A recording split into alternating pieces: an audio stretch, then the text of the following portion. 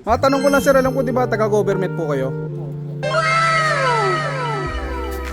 BJMP po. Makikisig natin ng mga bantay sa kulungan mga boss.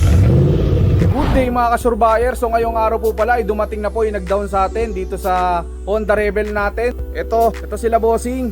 Boss, hello po. Yung unit natin mga boss. So ipacheck muna natin sa kanila kasi tingnan natin kung papasa sa kanila mga bossing. So yan mga kasurbayer, chine-check na ni bossing yung unit natin.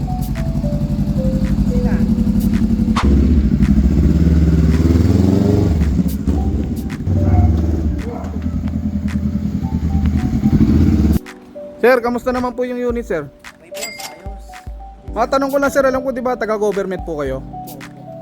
So saan kayo naka-duty sir? Sa Mandaluyong. BJMP po. Makikisig natin ng mga bantay sa kulungan mga boss. Tado naman din kay bossing. So ayan, proceed din tayo sa payment mga boss. Mga surveyor, so ayan, pinacheck na natin kay bossing yung original documents, itong ORCR, deed of sale, ID, dalawang susi, tapos yung RFID. Sir, salamat po. Ingat. Ingat po sir, ingat. Salamat po, ingat.